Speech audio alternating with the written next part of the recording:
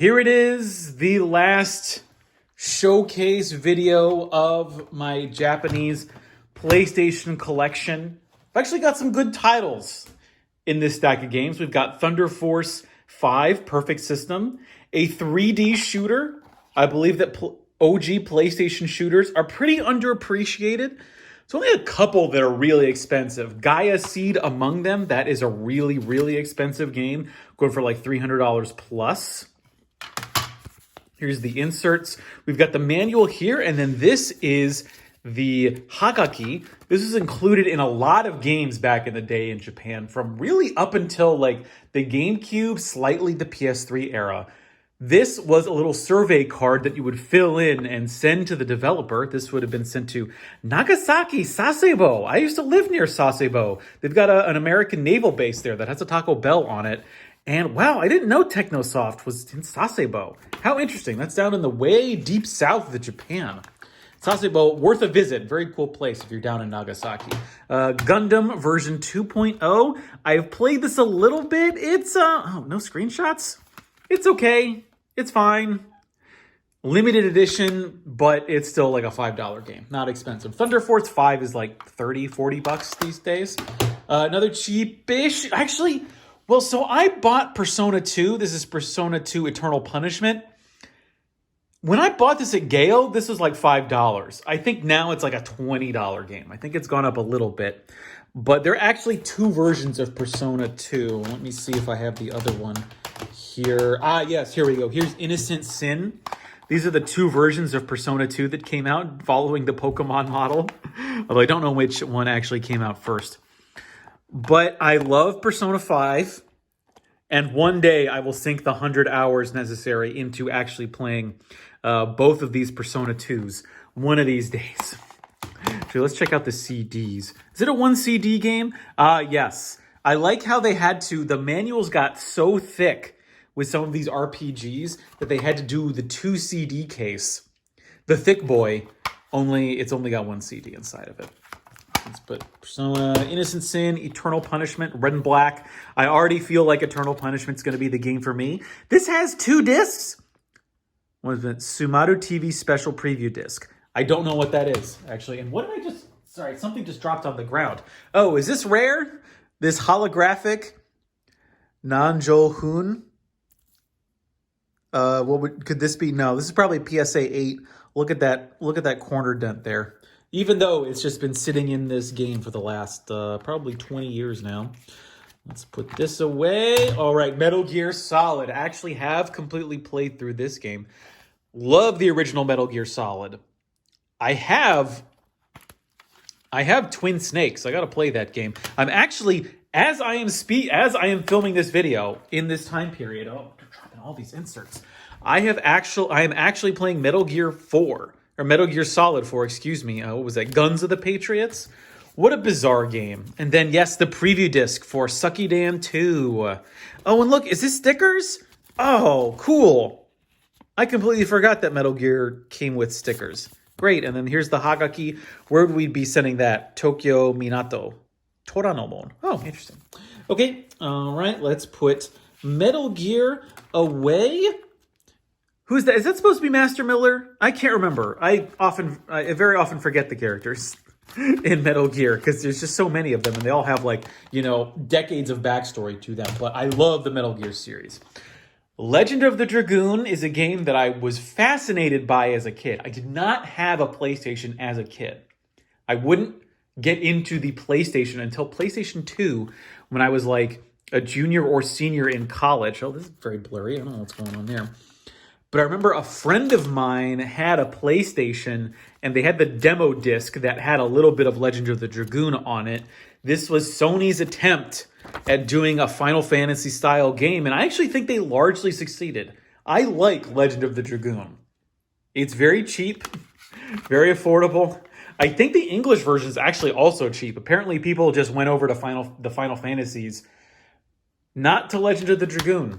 Although I need to check the price on this. It's been a long time since I've looked this up. But great game, good RPG, highly recommend. Legend of Mana, also good. And even better, Legend of Mana has a soundtrack by Japan's national treasure, Yoko Shimomura. This game is pretty good. Nice actiony action fighting to it, and it's got like a build your own world. I don't know if you can see there, but you have like a map, and you have different like almost like Sim City arcologies that you drop onto the map. It's a really weird game. I think it does spice up the Mana series just a little bit, and it's fun.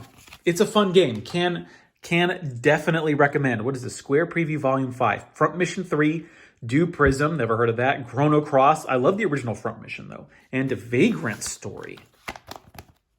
With that aside, Omega Boost. I think I bought this for like $2. This is one of those like bargain bin PlayStation games that does look pretty cool. Look at that. Look at those screenshots with the explosions and the lasers. How could you not want to play this game? Here's the, this is the label that I got it at Gayo. Gayo is a seller of used and new video games, and you can also rent movies there. I would rent Blu-rays there all the time back in the day, and I would also buy used games like PlayStation 2. They've got lots of stuff at Gayo in Japan, and especially if you can get there during like the New Year or during Golden Week, they have these massive sales where if you buy like when they try to clear out inventory, they'll have games for like $5, and then if it's like less than like $15, it'll be half off. So like I think I bought Omega Boost for like $1. I'm pretty sure I bought Parasite Eve for like $2 because it was like $5 at the time. And this is I actually listened to the Retronauts about Parasite Eve. What a game. What a strange game. I've got to put some time into this, but let's check I haven't been doing my due diligence and looking at the disc right here, but this disc looks great. No problems here. And what is this? Disc 2.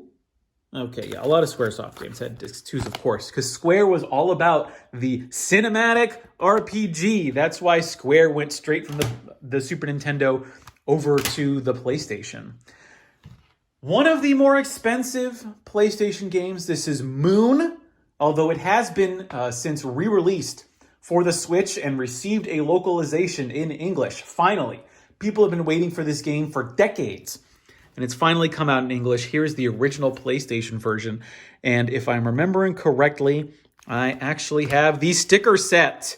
Yes, I don't know if this came out with the Switch version, but the original PlayStation version had a bunch of stickers on it, not unlike the copy of Metal Gear Solid that I just showed you. Moon is an interesting twist on the RPG genre, one of those sort of postmodern games that was coming out in the 1990s. Another one. I gotta play it. One game I don't have to play because I love it, and it was one of the first games that I played when I went to Japan. It is PaRappa The Rapper. All the songs are in English. All of the cutscenes are in English with Japanese subtitles. I cannot get enough of PaRappa The Rapper. I freaking love this game. All of the songs are amazing, and I actually listen to them every once in a while. And what I want to show you, here's the CD. I want to show you the map that they give you. Or is it a poster? I thought it was a map. Yo, let's bring it up. PaRappa The Rapper Town. So wait, did they name the town after PaRappa The Rapper? Was he so cool? Was the ending so bomb that they ended up just naming the whole town after him? Chop Chop Master Onion, Mr. Prince Flea Swallow. Oh man, I think my favorite song is probably the Instructor Mussolini song. I forgot to close the door. I love it. That was also coming at the time where I was getting my driver's license in Japan, which is very difficult when you're a foreigner. But also still a lot easier if you're just converting your American license rather than starting from scratch, which will cost you thousands of dollars to actually get your Japanese license. On the right, what will not cost you thousands of dollars when you buy the PlayStation version is Street Fighter 03, also known as Street Fighter Alpha 3. The Saturn version of this game is several $100s, but you could just get Street Fighter 03 for the PlayStation for like $5 or cheaper. Very easy to find game, and probably the best version of Street Fighter out there. It's got so many characters, and it's got great music. The graphics are excellent. I was actually playing this the other day. It really holds up. I was testing out like my PlayStation arcade stick. Look at that art. All these CDs have such good art. What is this? Oh, and here's the Obi. You can see it's got the fat center. Let's put you away and let's go to What is to me this, I think, the strangest entry on or in this stack of games? It's Fetter.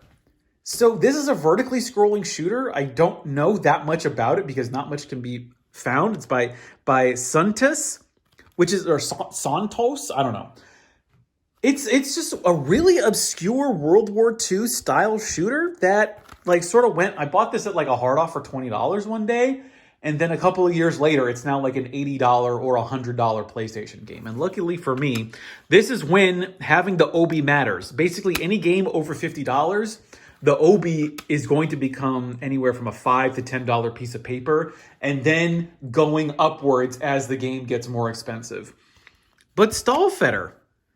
What a weird game. I don't know. It's just one of those shooters that is underappreciated. Oh no, is that bro? Oh, I'm gonna have to get a new back to this. But there are lots of shooters like the Raiden games that came out. You've got the two Donpachi games that came out for the PlayStation and the Sega Saturn.